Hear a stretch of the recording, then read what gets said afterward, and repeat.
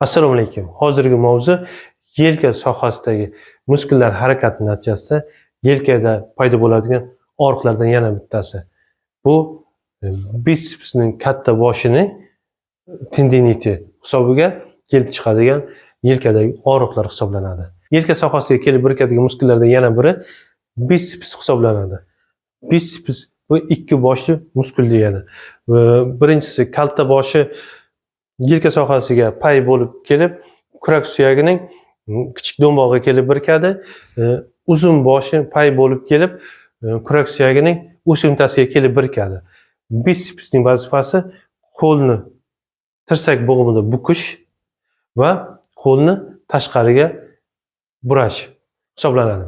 Ko'pincha ikki boshli muskulning uzun boshini zararlanishi kuzatiladi. Sabablari: shtangistlarda yoki gantel ko'taradigan yoki tosh ko'taradigan sportsmenlarda, og'ir atletika bilan shug'ullanadigan sportsmenlarda yoki qo'lni aylama harakat qiladigan sport turlarida, suzishda, basketbol, gandbol, qo'l to'pilarda va qariyalarda muskulning payi noziklashib qoladi.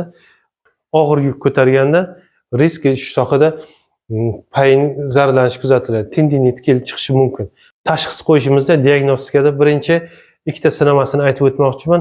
Birinchi sinamasi testda qo'lni yarim bukkan holda tanaga biriktirib, qo'lning ustidan bosamiz. Qo'limizni bosganimizda yelka sohasida og'riq kuzatiladi. Bu birinchi testi. Ikkinchi testi qo'lni aytganimizdek tashqariga burish vazifasi bo'lgandan keyin qo'lni tashqariga burgan holda ustidan bosadigan bo'lsak, yelka sohasida og'riqning kuchayishi kuzatiladi. Instrumental tekshirishlardan UZI va magnitniy rezonans tomografiya hisoblanadi.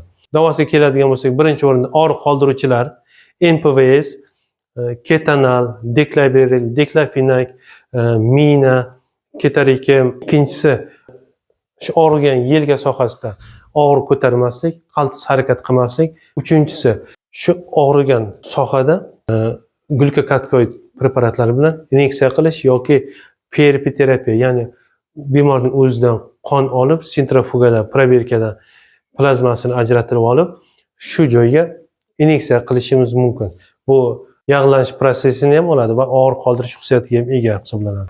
Va to'rtinchisi высокочастотный волна, UVC va og'riq yo'qolgandan keyin 2 haftadan keyin LFK davolovchi mashqlarni bajarishimiz mumkin. Qisqacha bisepsning katta boshining tendiniti haqida mana shularni aytmoqchi edim. Savollaringiz bo'lsa kommentariyada qoldirishingiz mumkin.